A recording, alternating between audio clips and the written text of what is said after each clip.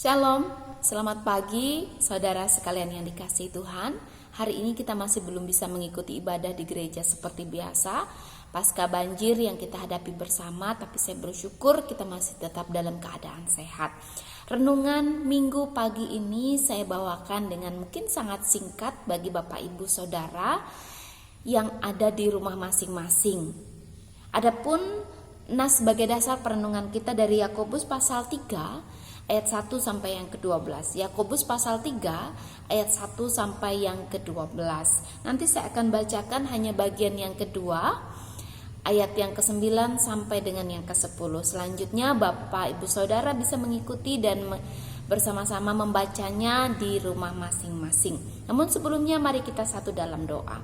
Tuhan Yesus, kami bersyukur hari ini meskipun kami telah berada dalam masa sulit.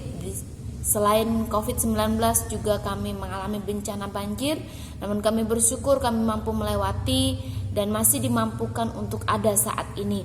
Berkati kami saat ini yang akan menerima firman Tuhan, biarkanlah ini menguatkan kami, biarkanlah ini semua menjadi bagian dalam hidup kami untuk belajar dan terus belajar. Materaikan firman dalam diri kami sehingga kami boleh melakukan setiap waktu. Dalam Yesus kami berdoa, amin. Firman Tuhan Yakobus 3 ayat 1 sampai yang ke-12 saya bacakan pada bagian ayat yang kedua, 9 dan 10. Sebab kita semua bersalah dalam banyak hal. Barang siapa tidak bersalah dalam perkataannya, ia adalah orang sempurna yang dapat juga mengendalikan seluruh tubuhnya. 9. Dengan lidah kita memuji Tuhan Bapa kita, dan dengan lidah kita mengutuk manusia yang diciptakan menurut rupa Allah. Dari mulut yang satu keluar berkat dan kutuk. Hal ini saudara-saudaraku tidak boleh demikian terjadi. Hari ini kita berbicara tentang lidah yang mempunyai pengaruh yang sangat luar biasa. Dan ternyata kalau kita baca dari perikop ini bahwa pusat dari kehidupan manusia bukan hati, bukan jantung, tetapi ternyata lidah. Lidah yang sangat berbahaya. Lidah adalah pusat kehidupan. Kenapa demikian? Ya, ada seorang artis Korea yang sungguh terkenal begitu, dia bagian dari grup band, ternyata ditemukan meninggal dunia dalam keadaan bunuh diri. Setelah dilihat, perhatikan, bahkan dilakukan otopsi dan lain sebagainya, ternyata alasan bunuh diri dari artis Korea yang bernama Suli ini, ya, dia mengalami depresi karena hujatan para netizen. Dia depresi, dia mengalami gangguan mental, sehingga dia memutuskan untuk bunuh diri. Ya, ini seorang artis terkenal. Dan kemudian mungkin saudara mengenal artis Indonesia, ya, Via Valen, yang adalah artis dangdut. Awalnya dia tenar dengan begitu luar biasa, dan kemudian dia juga mengalami banyak hujatan yang dia alami. Dan ternyata dalam suatu wawancara yang ia lakukan, dia menyatakan bahwa saya sempat mau bunuh diri. Hal ini terjadi juga karena netizen. Artinya saudaraku, ketika kita melihat dua kasus ini, baik itu di tingkat internasional maupun juga nasional, ternyata bahwa perkataan seseorang yang dilimpahkan, yang diberikan kepada orang lain, itu sangat-sangat berpengaruh. Sangat-sangat berpengaruh. Contohnya dua orang yang tadi saya sampaikan. Bahkan mengambil keputusan akan bunuh diri atau bahkan juga sampai bunuh diri. Dan masih banyak public figure yang lain yang mengalami hal demikian. Semuanya ini berpusat daripada lidah yang saat ini meskipun tidak bertatap muka, tidak kenal, karena lidah saat ini bisa dituangkan dalam jari yang bisa dituliskan melalui jari-jari, sehingga terjadi hal-hal yang tidak diinginkan. Kata-kata kotor, hujatan, fitnah, bahkan yang sifatnya menjatuhkan kehidupan seseorang, bahkan juga membuli ada di sana. Saudaraku yang dikasihi Tuhan kita Yesus Kristus, kita tanpa menyadari apa yang keluar dari mulut kita, apa yang tersampaikan dari mulut kita, bisa melukai, menyakiti hati orang lain. Saudaraku sekalian, mungkin saudara pernah atau bahkan saudara bagian dari yang mengalami hal ini.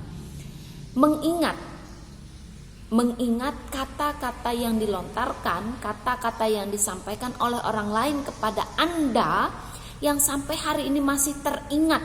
Baik itu kata yang menyakitkan, kata yang menjatuhkan, ya, kata yang Anda tidak sukai, yang masih membekas di hati Anda.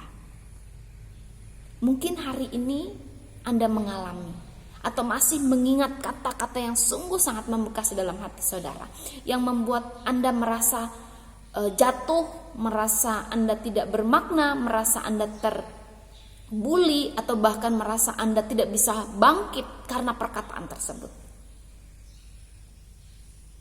Ketika itu terjadi, saudaraku, ingatlah bahwa ternyata bisa jadi orang yang menyampaikan tidak bermaksud demikian, tetapi itulah lidah.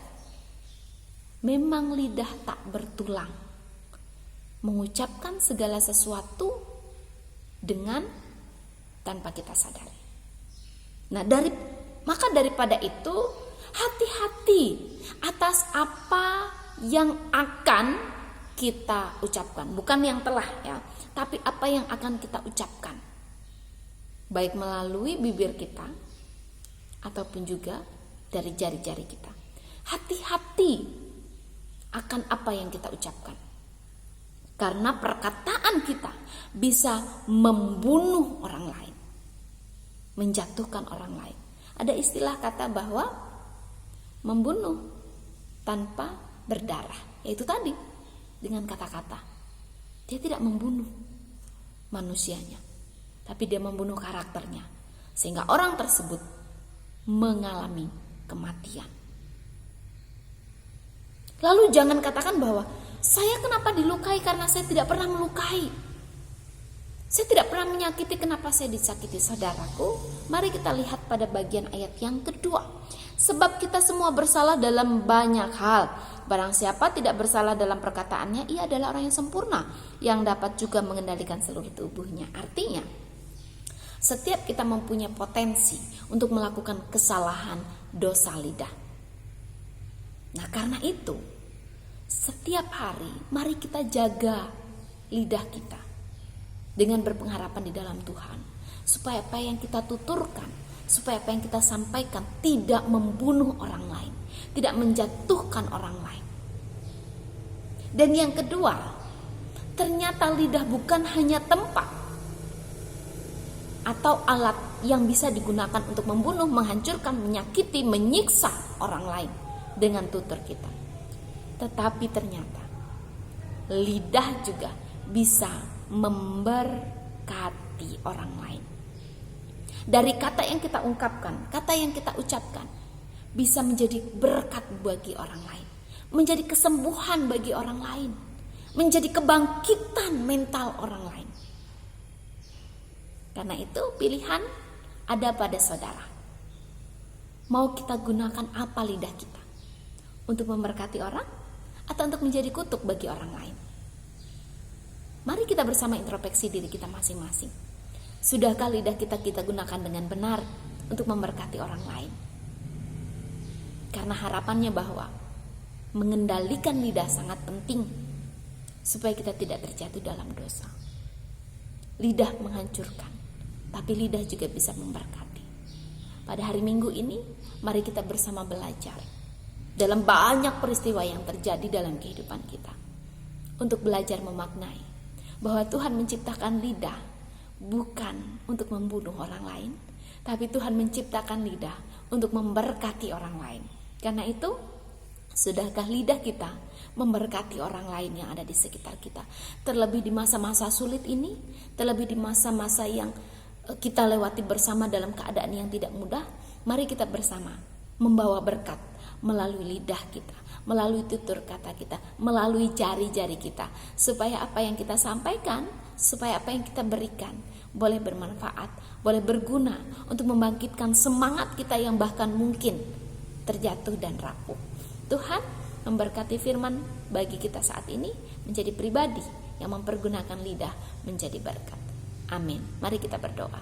Tuhan Yesus, berkatilah lidah kami, berkatilah pikiran kami, berkatilah anggota tubuh kami, supaya dapat kami pergunakan dengan baik dan benar untuk memberkati orang di sekitar kami. Tidak menjadi batu sandungan, tidak membunuh orang, tidak melukai hati orang lain, tetapi boleh menjadi berkat. Ajarlah kami mempergunakan sisa hidup kami, hari-hari yang kami miliki, dengan perkataan-perkataan yang baik dan benar bagi orang-orang di sekitar kami, yang bertujuan untuk memuliakan nama Tuhan. Berkatilah seluruh sidang jemaat-Mu, agar boleh memperoleh kuat sehat yang datangnya daripada Tuhan. Dalam Yesus kami berdoa. Amin. Selamat hari Minggu.